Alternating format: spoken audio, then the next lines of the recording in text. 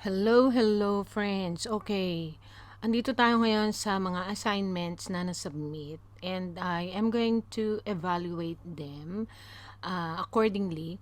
So, yung day 2, I have received about four replies, respondents, and everyone has already submitted. All four have already submitted their business manager's account and their payment method. Ngayon, titingnan natin yung unang-unang nag-submit ng Facebook page address. Whoa, oh, oh. La, la, la, la, oh, oh, oh. La, la, la, la, oh, oh.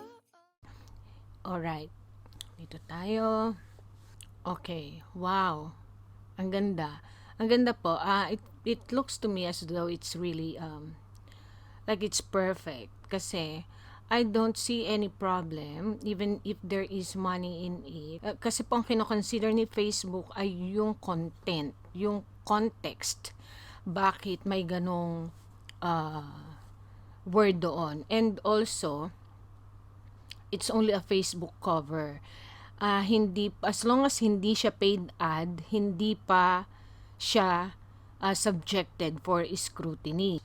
And yung picture po ni Sister Jocelyn, I think it's also a very good idea kasi the reason why it is a good idea is because people see the face of the person they're going to deal with.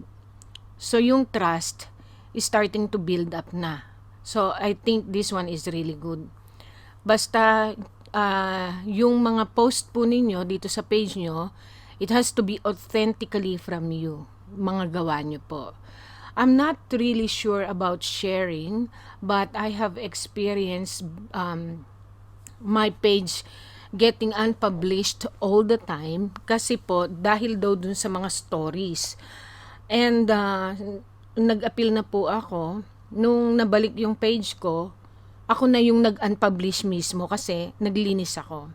And I have to clean about 3 years of posts and mga pinablish ko doon. Alright, next natin is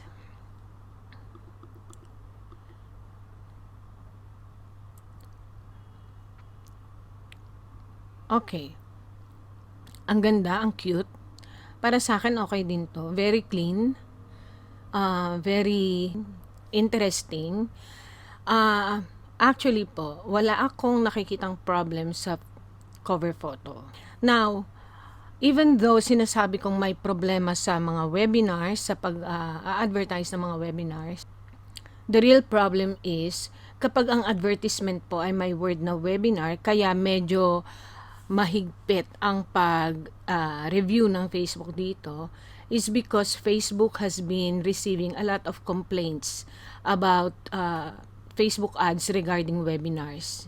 So, pag nakita kasi po ng audience na may webinar na, either nire-report o kaya hinahide.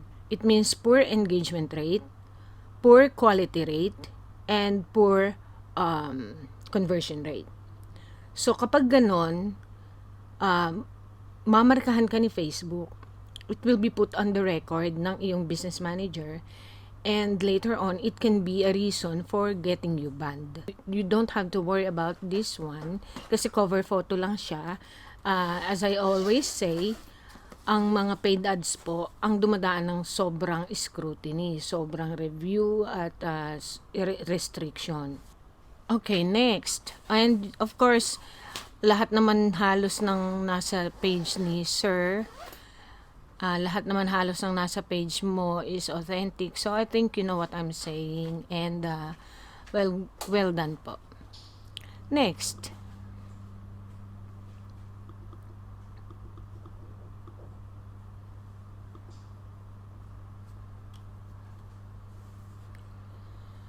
Okay, so this is Mamira's page.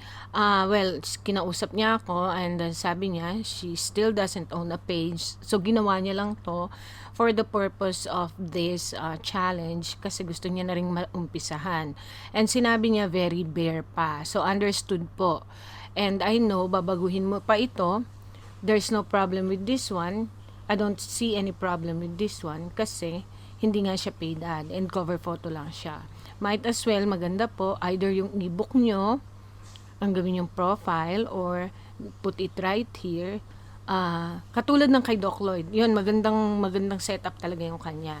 And then, every time gagawa po kayo ng post, it would be best kung authentically na kayo ang gumawa. Alright, so there's not much to say about this one kasi it's still very safe and very new.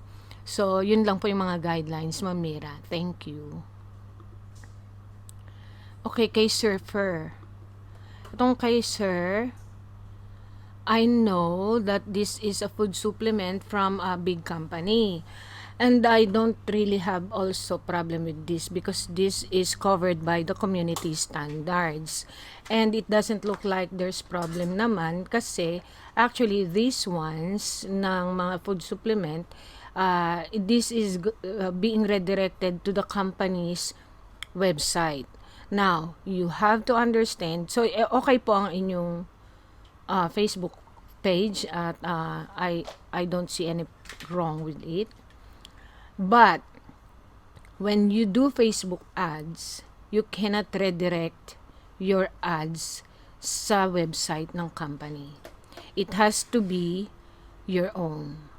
So the best way to work around this one is to have your own landing page, your own website, bearing the name of your Facebook page, and then have a giveaway, collect emails, build a list, at doon nyo po sundutin ng mga sales pitches. Kasi this is really very this is being prohibited by Facebook po.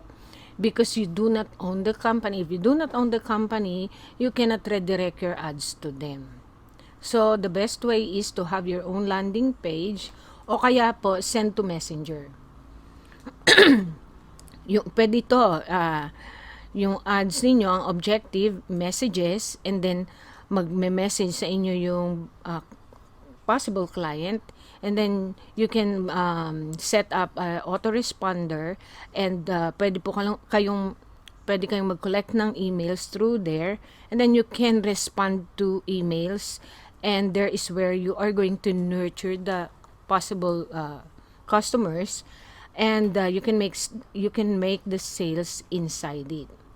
Kasi the problem is, yun na nga po, if you do not own the company, you do not have the right to redirect your Facebook ads to the website ng company na yon.